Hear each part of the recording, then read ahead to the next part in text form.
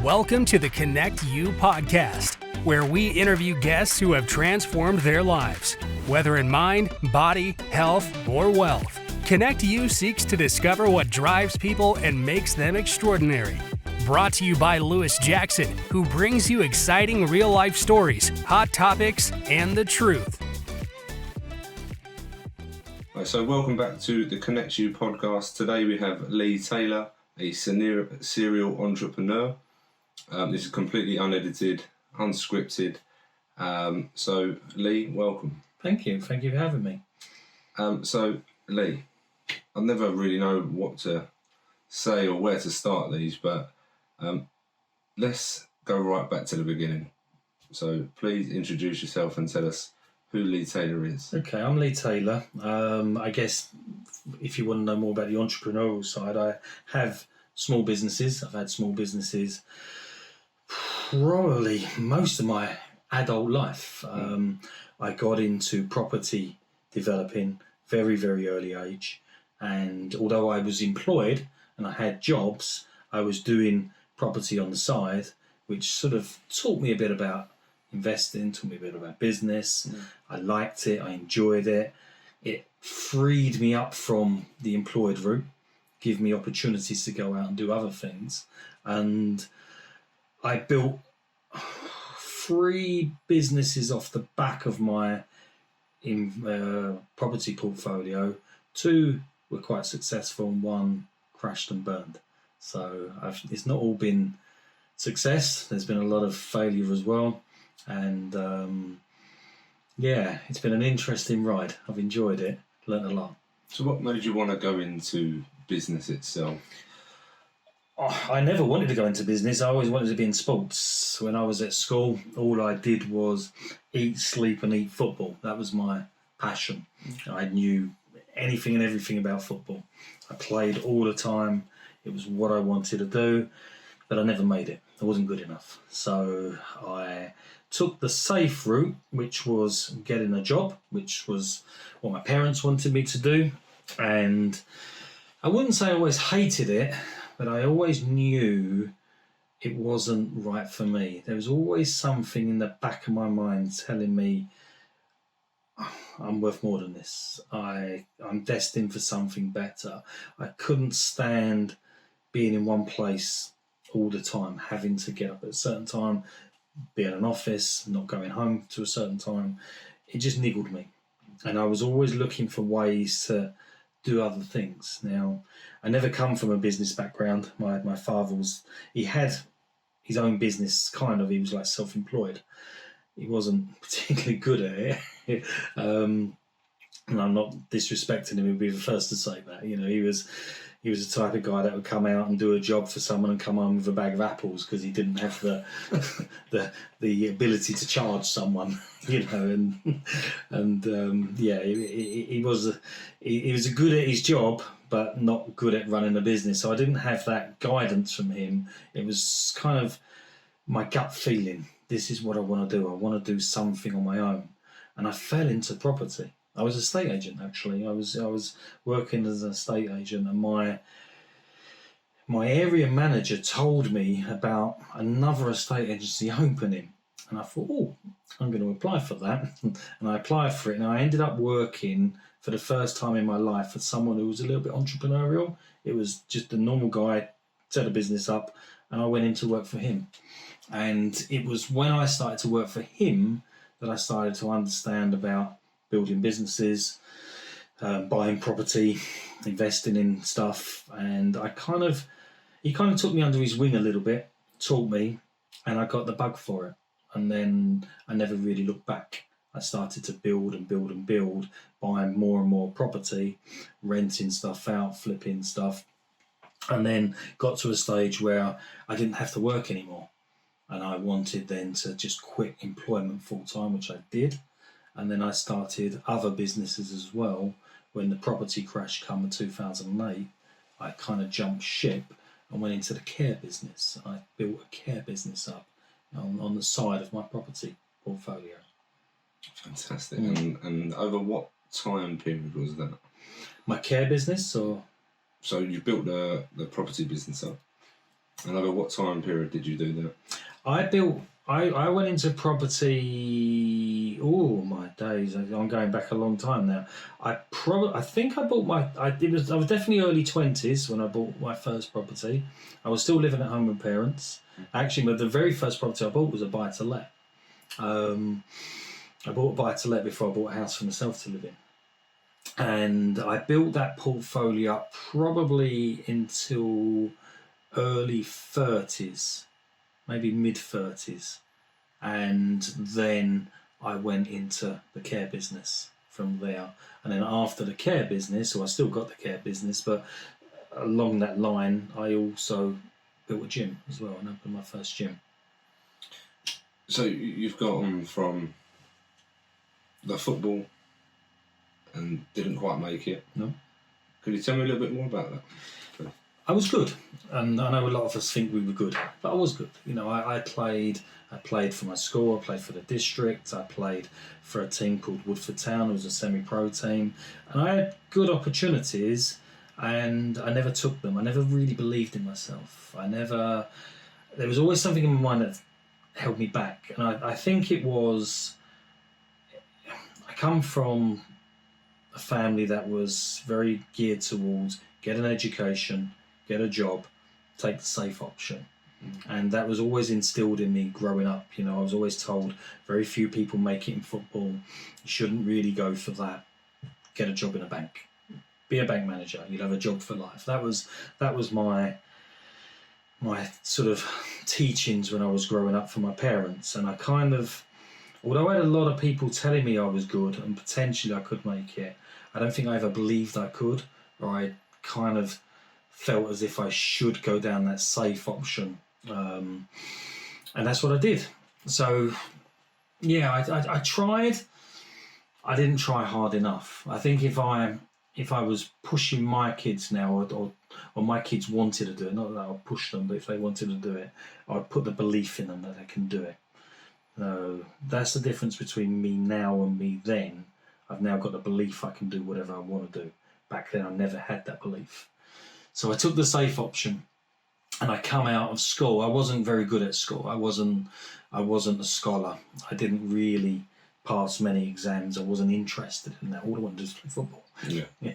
So when I left school, I looked at what I could do, and the only thing I felt I could do was sales, because I was a good talker, and I had a personality, and I thought, yeah, I'll make my living out of sales. And everyone seems to be making money in property at that time. The estate agents was known for making lots of money, and it was the thing to do.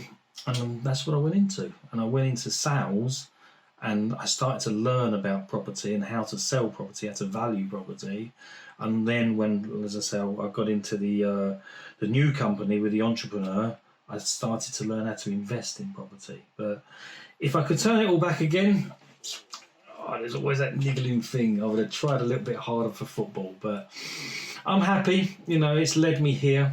I didn't make it, and who knows? Maybe if I'd have made it, I wouldn't have had a nicer life as I got now. Do you regret it? No, I don't regret it now because of things I've got in my life, and I could have gone on a completely different path. Who knows? You can't change it. You can't go back in time. There's no point in thinking about it or worrying about it, stressing about it or anything like that. So no, I don't regret it. There's always that, not so much now. There used to be, for years, there was always that little element of me. When I was in my 20s, and maybe even early 30s, where you're still fit and you still can play, you know, and you're still pretty good. There was always that little element. I would pull up at the traffic lights and I'd be watching people playing football, or I would see a game and I'd be thinking, oh, if only I tried a little bit harder. But now, as I'm older, no, I don't regret it. I don't. I'm very happy. I'm very settled. I'm pleased with my life and what I'm doing. And like, it may not have worked out for me. I may have maybe got a contract and maybe gone on to be a superstar. I mean, bloody miserable. Who knows? So, take me forward. Take me forward to the care home now. You've now built up another business, and everyone knows the dreaded C word, COVID. How is that looking? How has that impacted you? That business, I took that business on I needed to reinvent myself. In 2008, I had a reasonably large portfolio, and I got a call from the manager at NatWest, and he said to me, "We need you to come in to do an audit." Why? You've never asked me to do this in the past. And he said, "Well, you're a property company and you're in trouble." Am I? I'm fine, thank you very much. I've got rents coming in and everything is good in my life. No, you're in trouble and we need you to come in. And I dug a little bit deeper with him. And he basically said, "Lee, we've got no money left and we need our money back. And we want you to sell your properties so we can have our money back." I was like, you can't sell properties at the moment. The world's gone to shit. And I'm happy with where I'm doing. I got rents coming in. Actually, I want to find more deals because there's a good potential now. But finding money at that particular time was pretty hard. I didn't know about a lot of the strategies that are around today with other people's money. I did it the old-fashioned way. I saved up a deposit and went to the bank and they loaned me the money. So I kind of looked at my options and I thought, actually, he's probably right in many ways. I am a bit screwed because I can't build on this anymore. Or at least I didn't think I could. What am I going to do? And I see this business advertised, it wasn't a care home, it was care in people's homes. So they had care workers, they trained them up and they sent them into people's properties to look after the people within the community. So predominantly elderly, some younger people with disabilities. So I approached this company and I took it on, and I had no idea this business even existed a month or so earlier. I just looked at it and I thought, you know what, there's a recession on, it looks like it's going to be a long recession. This business isn't tied to interest rates, it's not tied to property. If people need care, they need care, recession or not. So actually, maybe this is kind of like a recession-proof business. I'll give it a go. And I took that business on, and I inherited 10 members of staff overnight, a little office, I can't remember how many clients there was. There wasn't many clients. And it was turning over about 110k a year. And within 5 years, I took that business up to 120 members of staff at its peak. And it was turning over, I think, at its top about 1.5 million. So I grew it really, really quickly. And I was really proud of that because I reinvented myself, went into a company I knew nothing about. I'd never managed people before. I'd never had a business before. It was always kind of self-employed property developing. So overnight, I went on a massive, massive learning curve, which was brilliant in many ways and terrifying in many ways. And I made a lot, but I lost a lot as well. And it was a very stressful time. Good time in many ways, but yeah, I wouldn't necessarily recommend people do that, jumping into a business they know nothing about, especially when there's a lot of people involved, and especially when you are responsible for people's lives as well. Because if you mess up, it can be devastating. Talk to me about the stressful times, because you paused then. Oh, mate, I when you don't know, you don't know, and people can take advantage. And I employed what I thought was a very, very good manager, and I had, like I say, these 10 members of staff as well. And I think they quickly cottoned on, Lee hasn't got a clue about this business. He's got good ideas. His heart's in the right place. We can see what he wants to do, but he doesn't really know how this business works. And it was put on me that I have to do this and I have to do that and I have to do this. And I kind of went with it because I thought to myself, you know what? I don't believe in asking people to do things I don't know how to do. And I want to pick it up because I want to learn how to do this stuff. But what happened was, whereas I was very inexperienced at managing people, once I took all of this work, I then struggled to give it back and they wouldn't take it back. And I had the on-call phone, 24-hour phone. I had that day in, day out, 7 days a week. I had clients phoning me constantly. I had the families phoning me constantly. I had staff coming to me with issues, and they was bypassing the manager because she trained them all to come to me. And she was sitting there, this is lovely. And I was so stressed. I can remember going away for weekends with my little girl and taking her swimming and literally jumping out the pool every 10 minutes just to check the on-call phone, just to make sure someone hadn't phoned. I couldn't relax. I just couldn't relax. And it was a good year or so of trying to get to grips with that, trying to learn how to take back control of that business and give work back to her, or eventually get rid of her. That freed me up a bit. And it wasn't until then I started to take on better staff and understand that business more and understand how to manage people, that I'd become a little bit freer from it. And it took a long time. It took a lot out of me as well. Yeah, painful memories in some ways. So how did that affect your mental health and your state of mind?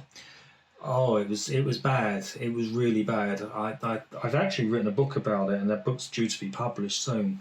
And I wrote about. I wanted to write a self-help book, a business book.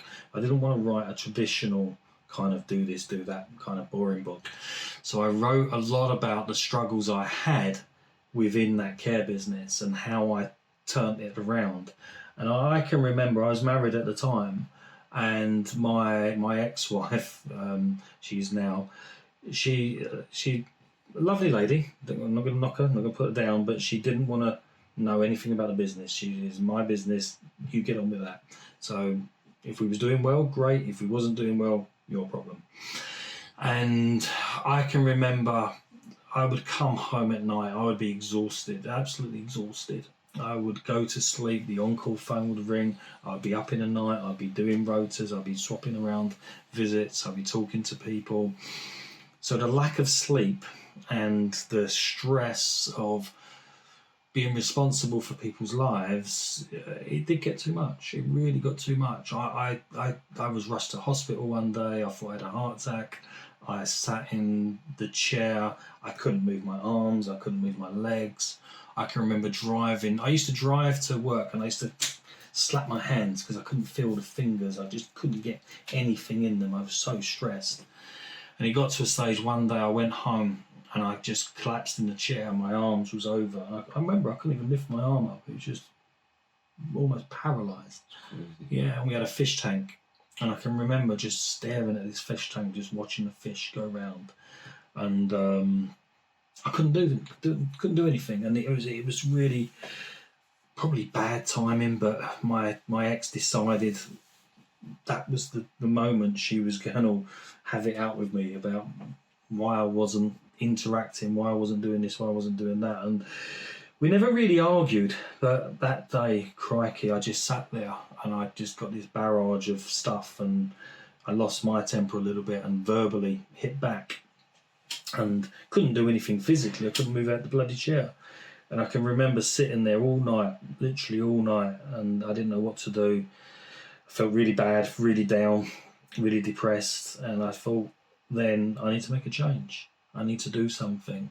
And it started then with me leaving the family home, because I just felt I couldn't stay there any longer. It was just too much pressure on me. I had the gym at that time as well, so I probably took that gym on a little bit too early, because the business still was, the care business was going really well, but there were still things I needed to do within it to free me up completely, and I hadn't quite come away from that business completely. And I took the gym on as well, and financially building the gym was a real drain. It's quite a big gym, costs a lot of money, there's a lot of outgoings every month. So I had the stress of the finances as well on me, and it just got too much. Just got too much. So I ended up moving out, and I left my family home. We had a big house in Chigwell, big detached house, and I walked out of that, and within a few days I was in a little one-bedroom flat on my own. Wow, that is amazing. But not a lot of people will know this, but you lost circa £1 million, didn't you?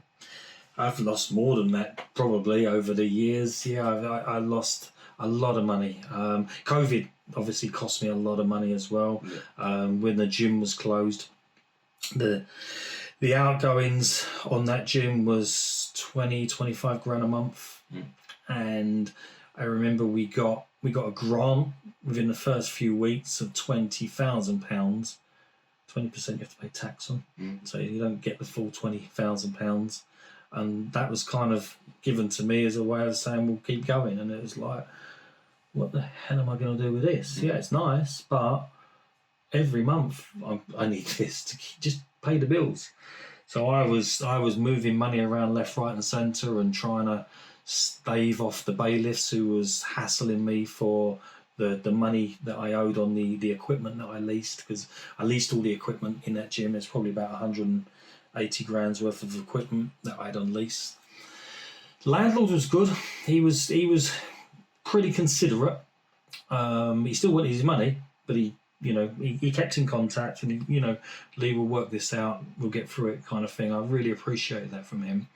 But the leasing company, they was ruthless. They was hounding me constantly, and I tried to just back them off and raise the money and get the money and beg, steal and borrow. And I did it. I managed to do it, and I think that's one thing about us entrepreneurial type of people. We might go through shit and we might struggle, but we never give up and we always find a way.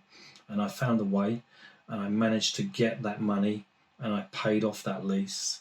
And although it was kind of maybe the wrong thing to do, just pay it all off in one go, for my mental health it was good, because I could just say, there you go, I own the equipment now and leave me alone. And I did. Good.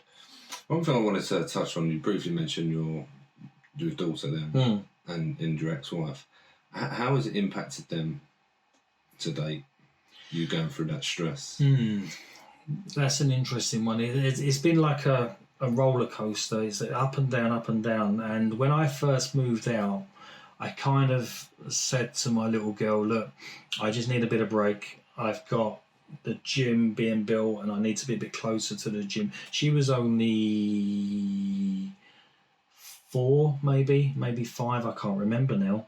And I kind of told her a little bit of a white lie. It was like, Daddy just needs to be a bit closer to the gym just to make sure it's done, built okay. And, we I think my wife and I, we never thought it would be permanent. We kind of just thought it would be a break. I would sort myself out, move back in, and everything would be hunky-dory.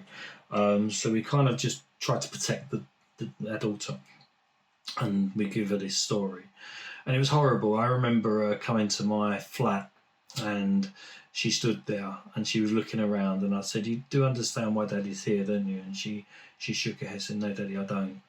And it was really heartbreaking, because you think they don't understand. They're just innocent, aren't they? They don't see what's going on. And because my wife and I, their ex-wife and I, never argued, she never saw any of the negative stuff. That was all, if we did have words, it was all saved for when she was in bed. We protected her. And she never really see there was any problems with that relationship. So, yeah, when I look back on that affected her badly.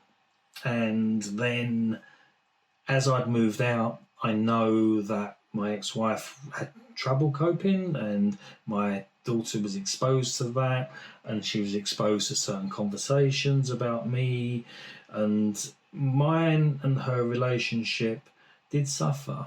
It really did suffer. And she still turned up. She still went out with me. She never gave up on me completely, but there was elements of it that I could see she wasn't happy with, and she was really confused about. And it was horrible watching her go through that.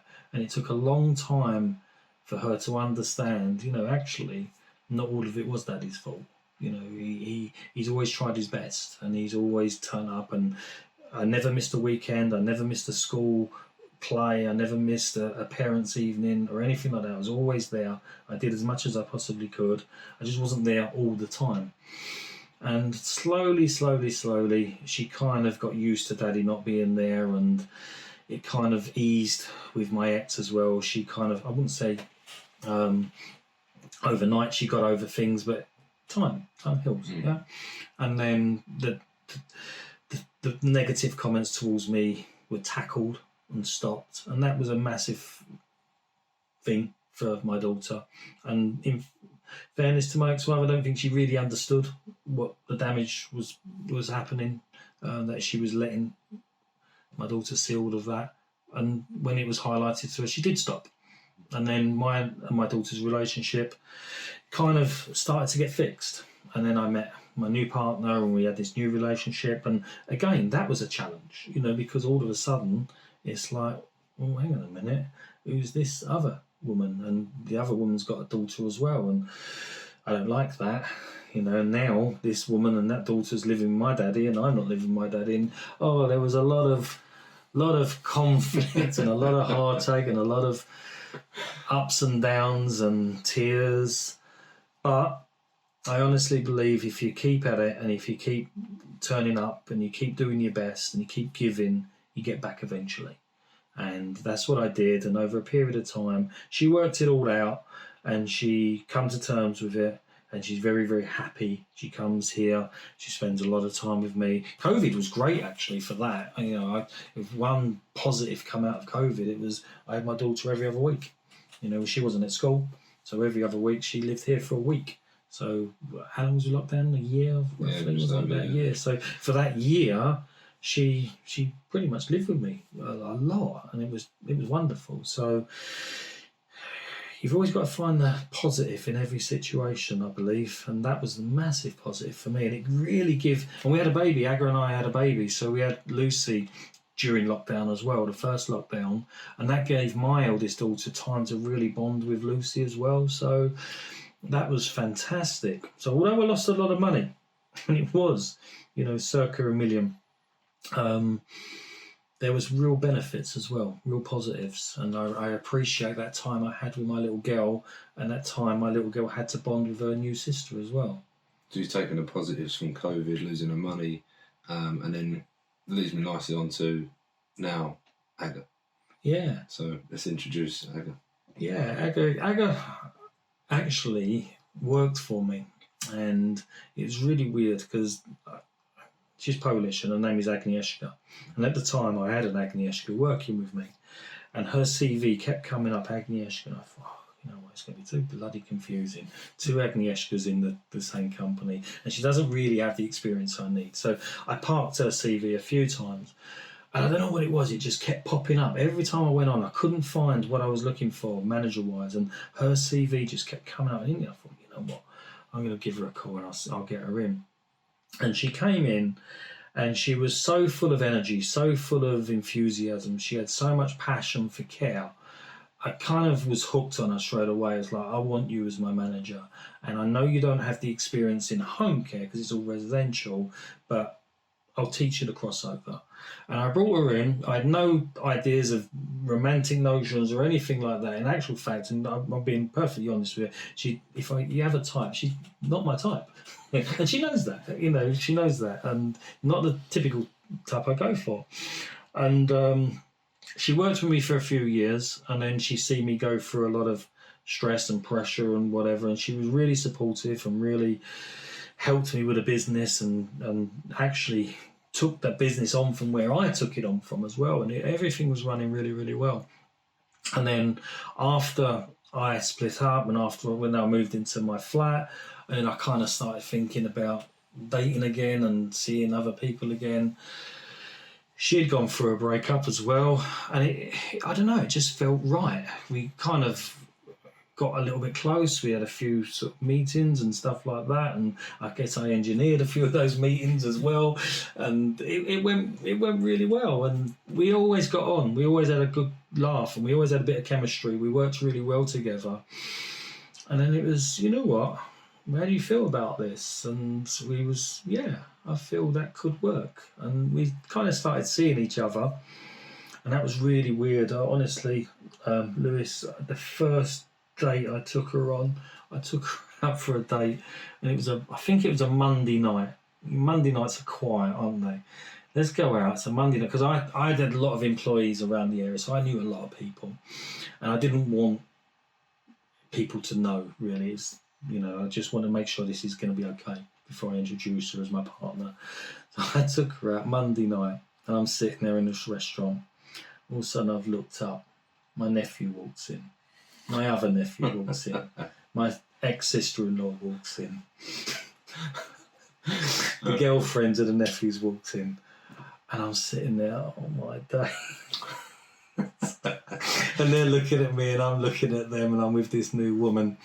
And they was good as God. They didn't come over, they didn't make a scene, there was nothing there. And I just thought, you know what? This is going to be hassle, because I was pretty well known where I lived. A lot of people, big network. And after we got together, and it was quite quick actually, I'd said to her, I'm thinking of reinventing myself again. I'm thinking of moving away. I don't want to go too far because of my daughter, maybe an hour and a half maximum. And I've always wanted to live by the coast.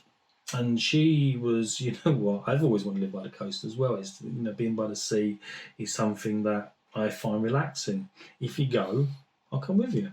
I was like, really? Okay, let's do it. And we drove up to the Suffolk coast, and we went to Aldeburgh, went to Southwold. She didn't like them. And then I felt it was a bit too far as well. And we come to Felixstowe, which I didn't want to come to. I really didn't. I've been here a few times and I wasn't that keen on it. But I'd only gone down to the amusements and places like that. And when we come here, she was like, you know what, I want to live here. I was like, okay, let's live here. And it was just literally just like that. And we're both very, very similar. We'll make very, very quick decisions, and we'll just see how it pans out. And that's what we did. And I moved down here just before she did. I got everything settled and brought my daughter down, showed her the house I was renting at the time. She liked it. And Aga come down with her daughter a few weeks after, I think it was maybe 2 or 3 weeks after, and moved in. And we've been here, I think, nearly 4.5 years. Yeah. Fantastic. Yeah. So if it's gone from a restaurant to buying a house together in Felixstowe. Yeah, literally. And it was really, really quick. I mean, we did know each other for a year or two before. We worked with each other. And when you work with people, you get to know them pretty well, and especially in an office. And you see people within the office more than you do your family, So Yeah, we kind of knew each other really well. We kind of knew we got on with each other. And I think we just had a feeling this is going to be right. This is going to work, and it has. Since we come here, we've had 2 kids. We started another business, and life is really good. I'm really happy. I'm much more relaxed these days than ever before. I haven't been as relaxed living here by the sea in all my life as I am now. Fantastic. There's one question I want to ask before. 2 questions. I think as men, we generally struggle to show our emotions. Do you feel that now it's got better over time with your new partner? 100%. I'll tell you the mistake I made with my ex-partner, and I'll tell you what I did this time round. And actually, I write about this in the book, because a lot of the book is about me becoming vulnerable and me being exposed, and how I used to live my life compared to how I lived it now.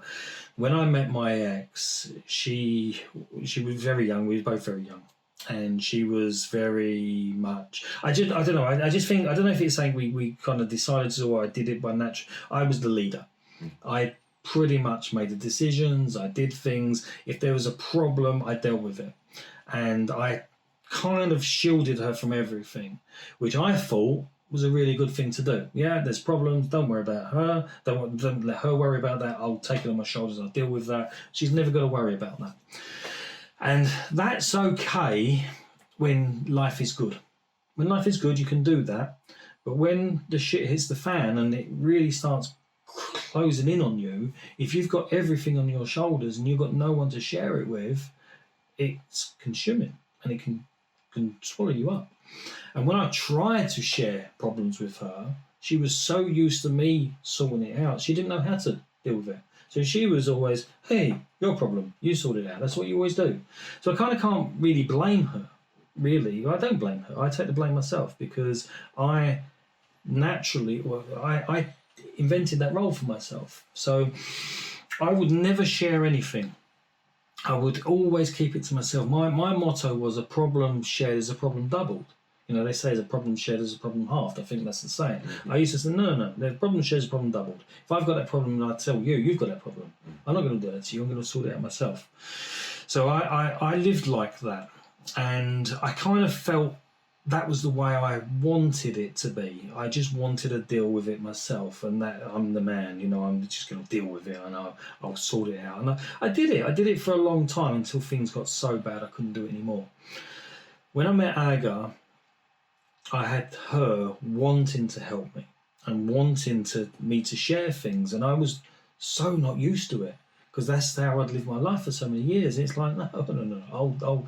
And I'd done the same mistakes over and over again, and I would kind of try to protect her and not talk to her, and she would be looking at me like, what's wrong? You know, and getting angry with me. So it was funny, really, because she's very different to me. If there's a problem with her, she wants me to, what's the matter? Come on, put my arm around her, let's work it out together. At that particular time, if there's a problem with me, I'd want her to leave me alone. And so I could work it out. That's what I was used to. So when I would see her struggling with things, I would think, I better leave her alone. You know, I'll go for a walk, I'll go to the pub or whatever, she'll be fine. She'll be sitting there fuming at me because I just walked out. When I had a problem, she'd be consuming me. What's the matter? She was treating me how she wanted to be treated. I was treating her how I wanted to be treated, and we was clashing.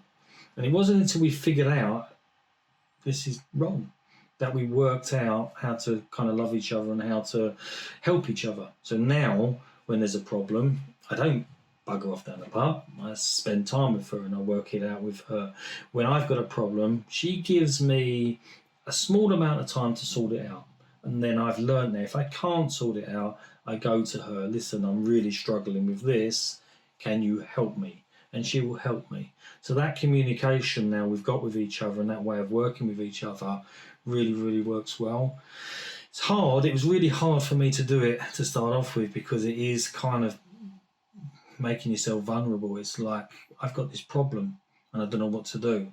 And I hated saying that to start off with. I loved going in and saying, oh, that's a problem, I sorted it. But now I recognise if I do that, and I do that too often, it becomes too much of a problem. It could mentally send me in a downward spiral. So I don't keep it in anymore. I'll try to work it out myself if I can, because I like that. Mm-hmm. But I get to a stage where, okay, I'm assessing over this a bit too much now. I've got a problem. Can you help me with it? And 9 times out of 10, she has the answer. It helps solve it a lot quicker. So having that communication, I would encourage anybody to just talk openly. If you've got problems, talk about it. Fantastic. Yeah. So define, what does happiness mean to you? Happiness is, I always say, I want to be able to do what I want, when I want, with who I want, and how I want. Yeah. If I can do all of those 4 things, I'm as happy as anybody. You know, I'm not the wealthiest man in the world financially, but if I've got those 4 things, I feel the wealthiest man. I need to have that ability to be able to do what I want when I want, really, and have my kids around me, have Aga around me. I don't need a lot anymore. I don't obsess over having the fastest cars, the biggest house, the most money, or anything like that. I just want that. I guess is it freedom? You say freedom, maybe? I don't like the word freedom, actually, but I guess it's just having that choice. Choice, that's probably a better word. If I've got choices, I'm happy, you know. You touched on a word earlier, which was a turning point in your life, and what I've taken is you took responsibility for your actions. I do. I don't ever blame anybody else. It's all, you know, I look at everything, okay, that happened to me, what can I learn from it? Yeah? Okay, well, if I blame you, say, bloody Lewis's fault, I've detached myself from that. It's your fault, you know, and I'm not going to learn anything from that. Whereas I look at everything, okay, that happened to me, take responsibility, take the blame, what can I learn from it?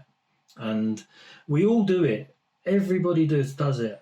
We all ask ourselves the same question, why me? Why me? Why did that happen to me? Now, a successful person will say, why did that happen to me? What can I learn from it? What can I do to make sure it doesn't happen again?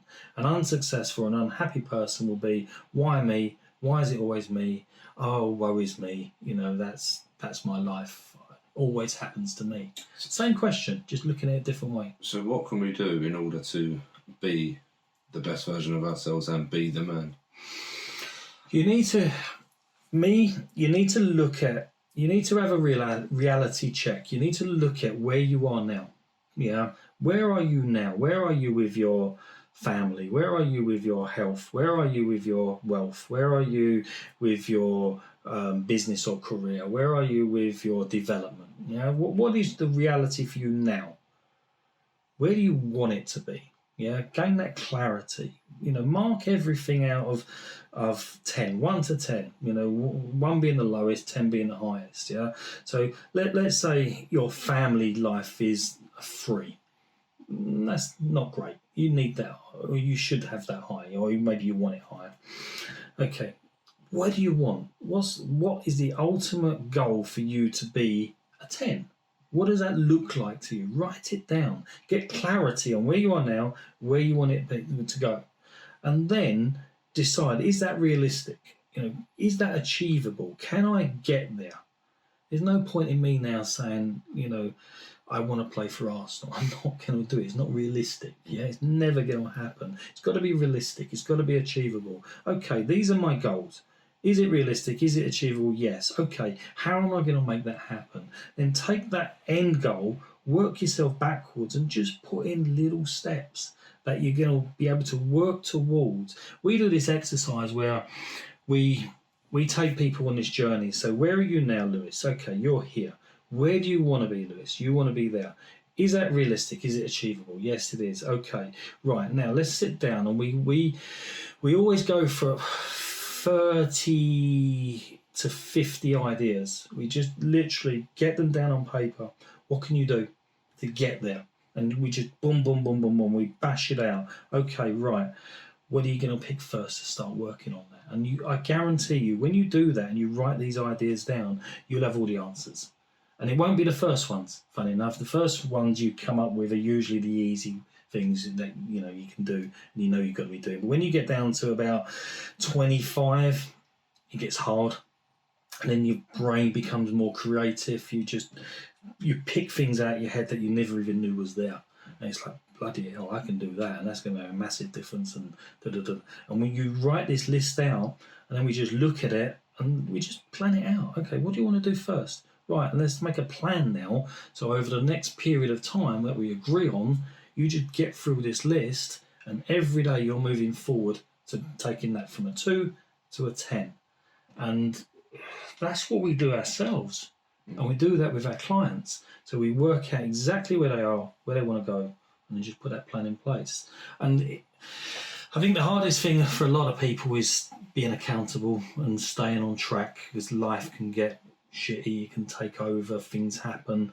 And if you can find someone, it doesn't have to be a coach, it doesn't have to be someone you pay, it can be anyone, as long as they know what you want to do and they're willing to help you with it. Just get someone to help you, keep you accountable, keep you on track.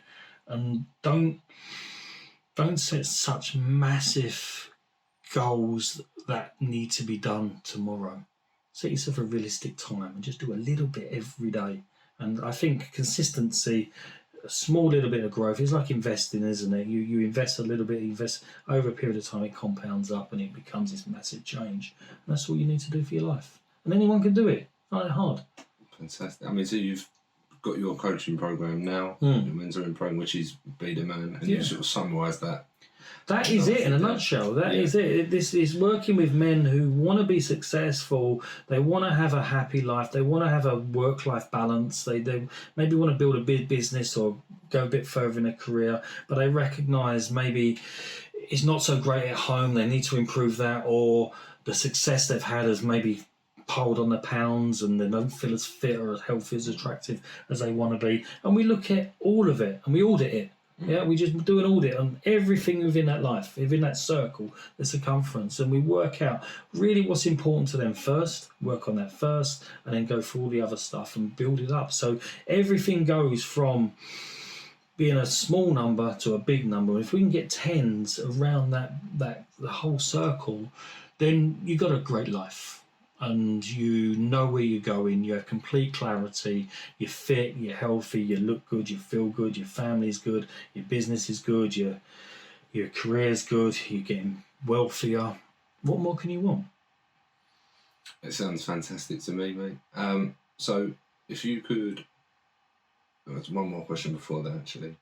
What's the next, where do you see yourself like going next? What's the biggest goal for you next? Or is there another goal after this? I only ask that because you strike me as someone that doesn't just move from thing to thing to the next thing to the next thing. You will stick at something, you will achieve it, and then it will become something else. You don't stand still.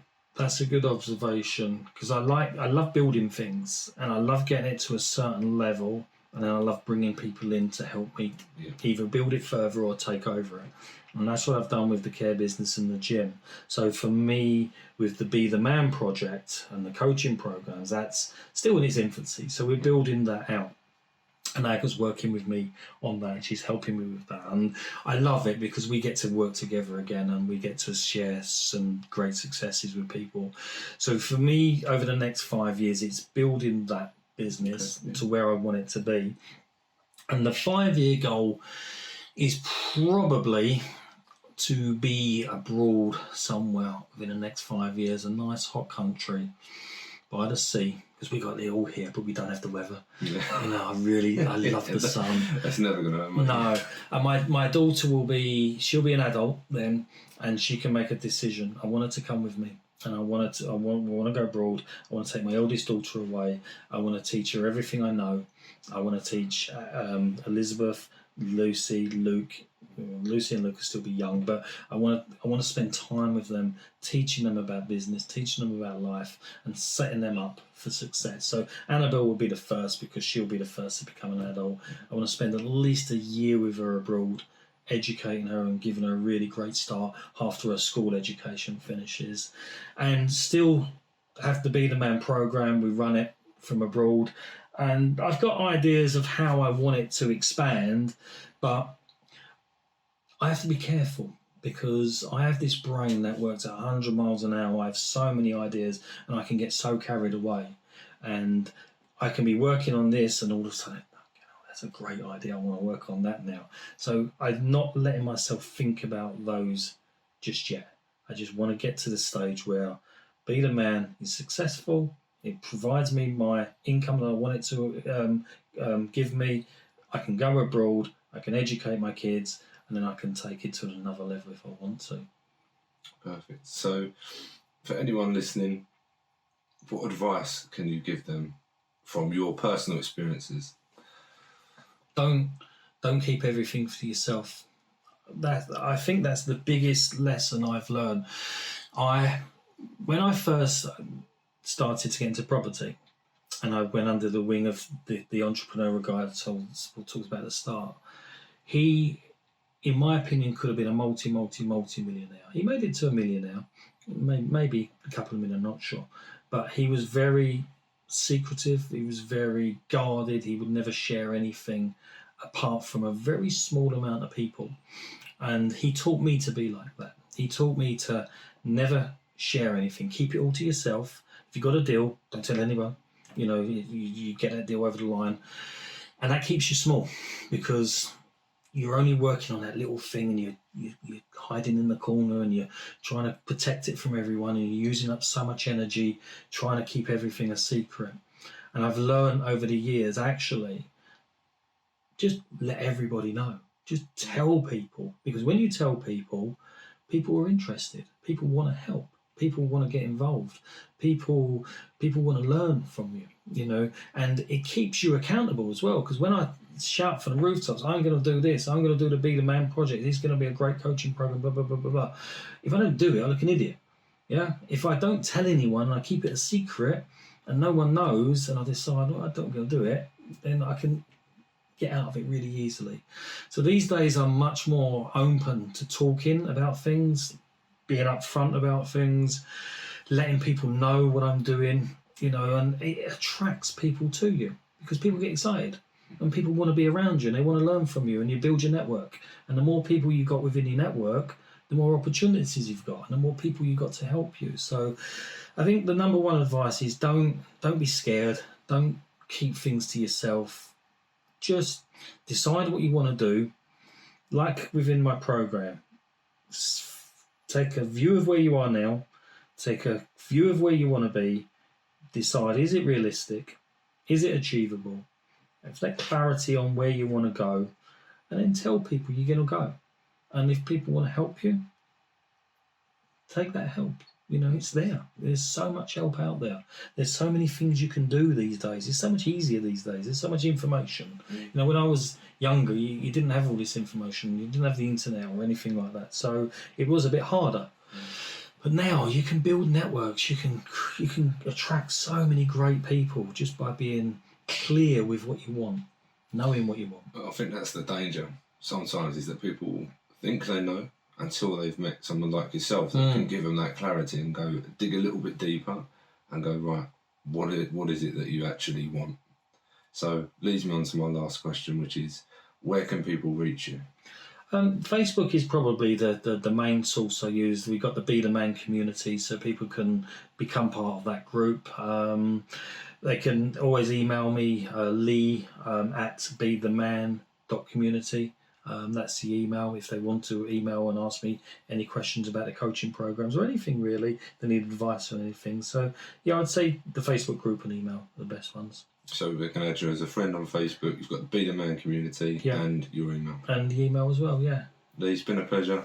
Thank you very much. Thank you. Really appreciate it. We'll get you back on again. Yeah, I'd love to. I really enjoyed it. Thank you very much. You're very welcome. Thank you for listening to the Kinect U podcast. If you've enjoyed this episode, please share this on your socials, tag me, and leave a review.